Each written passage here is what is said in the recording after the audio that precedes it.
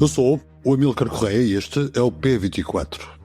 Porque é que a Espanha parece grande para fora e pequena por dentro? Quando parecia que o PSOE não podia afundar mais, eis que tudo piora. Rodríguez Zapatero, antigo primeiro-ministro socialista, está indiciado num caso de suposta corrupção. O ex-presidente do governo espanhol, José Luís Zapatero, é suspeito de tráfico de influências e está a ser alvo de uma investigação sobre lavagem de dinheiro. Zapatero, que vai prestar depoimento terça-feira, recebeu o apoio do atual presidente do governo espanhol, Pedro Sánchez, mas os aliados do PSOE no governo distanciaram-se. Ana Fuentes, autora do podcast diário Hoy, em El País, explica o sentimento à esquerda e à direita de medo e de oportunidade, respectivamente. Desde que supimos que José Luis Rodríguez Zapatero, que fue el jefe del gobierno español de 2004 a 2011, estaba imputado, en la izquierda se ha instalado una sensación de incredulidad y de miedo. No puede ser, ¿cómo es posible? Y en la derecha la idea de una oportunidad enorme. O PSOE tem estado envolvido em várias suspeitas de corrupção, como nos casos de Cerdã e Koldo. E como se isso não bastasse, a mulher do próprio Pedro Sánchez presta declarações no dia 9 numa audiência sobre supostos crimes de tráfico de influências e de corrupção. O líder do PP e da oposição, Alberto Núñez Feijóo, pediu a demissão de Sánchez e o ex-presidente do governo, Felipe González, e ex-líder do PSOE, o partido de Sánchez, pediu eleições antecipadas. José Hermida, correspondente parlamentar do El País, considera que Zapatero era encarado como uma figura ética na esquerda e que quem vai lucrar mais com estas suspeitas de corrupção será o Vox, o partido da extrema-direita. Ex-delegado daquele jornal no Brasil, Hermida sublinha a contradição entre a boa imagem externa de Sánchez e a má imagem interna, entre os indicadores positivos e as percepções mais negativas. José Hermida é o convidado deste episódio. Bem-vindos ao P24, o seu dia começa aqui.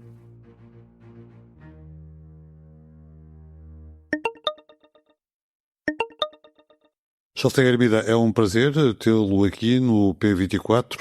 Começo por lhe perguntar, Sánchez, o primeiro-ministro espanhol, manifestou apoio a Zapatero, mal se soube do seu eventual envolvimento neste escândalo, mas os aliados do PSOE no governo distanciaram-se, entre eles Yolanda Díaz, que disse que os presidentes do governo se enriquecem e fazem negócios. Estas suspeitas sobre Zapatero podem abrir divisões no governo e comprometer o futuro do governo de Sánchez? Podem. Por enquanto, acho que não tem risco do governo cair, porque os partidos, as forças do governo estão ainda esperando pela conclusão ou pelo depoimento do ex-presidente Zapatero o próximo 16 de junho diante do juiz. Mas tem-se alguma divisão. O segundo partido, o partido mais pequeno, Sumar, ele está inquieto pelo desenvolvimento das novidades e pela publicação da apuração do juiz e as coisas que estamos conhecendo sobre as atividades privadas do presidente Zapatero. Muitas dessas pessoas, dirigentes do Sumar, acham que, além de que pode ser ou não ser legal, a conduta do ex-presidente talvez não é muito ética. Então, agora mesmo acho que não tem perigo, o governo vai continuar, mas tem já uma pequena divisão.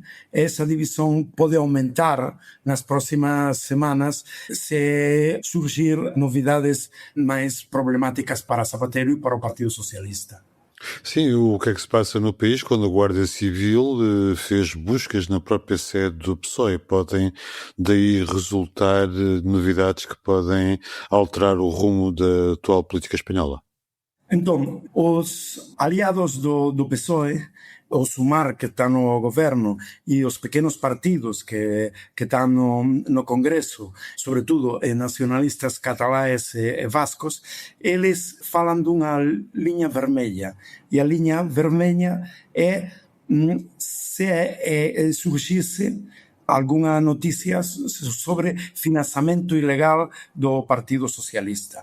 Mas, por enquanto, tem uma investigação, um juiz está investigando isso, mas não tem novidades e não surgiu, nem eles apuraram coisa nenhuma que, pelo momento, por enquanto pode facer pensar que ten ese financiamento ilegal. O de hoxe na sede do Partido Socialista é unha coisa diferente. É por outra investigación sobre uns movimentos desde a dirección do Partido Socialista, desde antigos dirigentes do Partido Socialista, para tentar desactivar xuíces e promotores que estaban investigando coisas relacionadas con o Partido Socialista. É máis para tentar parar investigações contra o Partido Socialista, mas non ten a ver con financiamento ilegal. É máis unha coisa que ela faz que a situación vai piorando cada semana ou mesmo cada día, pero enquanto non é unha coisa definitiva que pode acabar con o goberno ou romper a relación do Partido Socialista cos seus aliados. Faz sentido falar em judicialização da política espanhola ou é uma forma de reduzir a importância das investigações em curso? Non, con certeza, está acontecendo. O que acontece é que ten coisas diferentes. Ten algunha investigación judicial moito controversa, moito polémica, moito criticada. Por exemplo, a investigación sobre a muller do presidente Sánchez. É un xuiz que ten feito coisas verdadeiramente extrañas, decisões muito criticadas mesmo por outras pessoas do mundo jurídico, e porque isso parece uma apuração só para ver se eles acharem ou se ele achar algo, como alguma coisa contra a muller do presidente. Por exemplo, ficou claro estes días, porque teve un informe da Guardia Civil, un informe policial, de que ela non tivo un lucro especial e un lucro moito grande pela súa actividade na universidade, que é o que está apurando. Entón, ten aí esas coisas. Teve tamén outro proceso moito controverso que foi polo que foi condenado o que era o fiscal xeral do Estado, con moita discusión porque non tiña unha prova clara, mas tamén ten outros casos que si ten de unha forma moito clara un caso de corrupción. Por exemplo, pelo que foi julgado e está na cadeia o que era o número 2 do Partido Socialista, José Luis Ábalos. No caso do expresidente Zapatero, isto está comezando aínda, mas por enquanto ten pelo menos indicios ou suspeitas de que pode haber algunha actividade no mínimo pouco clara. Entón, ten moitas críticas o xuiz por parte dos socialistas, mas ten un acordo quase geral que o xuiz ten materia suficiente para investigar ao presidente Zapatero e para chamar ele para depor no julgado nas próximas semanas. José, no perfil que escreveste sobre Zapatero, dizes que a Moncloa tem uma espécie de maldição e que a corrupção é uma companheira inseparável da democracia espanhola. Como escreves, Zapatero era até aqui o único ex-presidente do governo que não tinha sido envolvido num grande escândalo. Que repercussões é que pode ter este caso na credibilidade do sistema espanhol? E então, a credibilidade do sistema ela já não estava lá num momento muito bom, não? Estava num momento bem ruim, e acho que isto vai conseguir piorar com certeza a situação. Sobretudo vai ter muita importância na credibilidade do público da esquerda, do povo da esquerda, porque Zapatero foi, como você estava falando, o único presidente que ele saiu sem nenhum escândalo de corrupção, escândalo nenhum, e ele non só no Partido Socialista, mas en toda a esquerda, ele era visto como unha persoa moito ética, como un patrimonio moral moito importante. E entón moita xente está xocada, ficou xocada e moito sorprendida, porque quase ninguén pensaba que o Zapatero estaba tendo unha actividade na procura desas cantidades de dinheiro tan importantes que a investigação judicial está manifestando. E quem é que pode ganhar mais com este tema da corrupção, que imagino que será o próximo tema a debater nos próximos meses?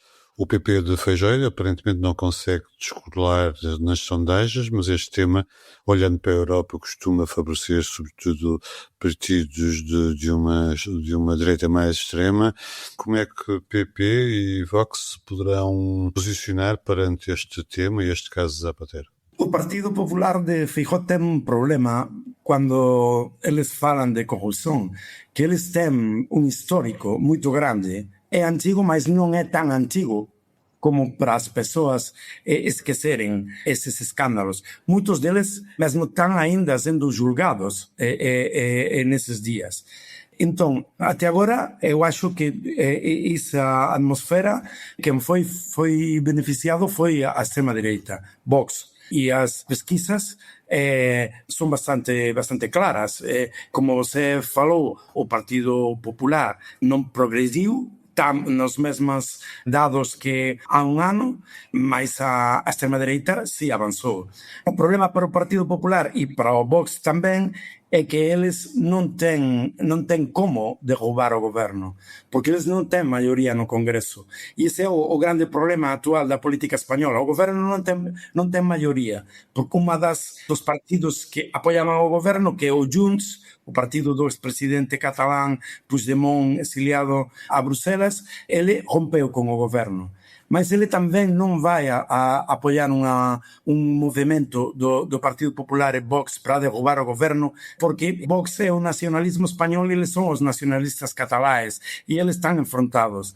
Então aí tem uma situação que é como uma rua cega, né? Não tem saída. E então isso pode continuar em meses até julho de 2027, que é quando tem que ter a eleição, né?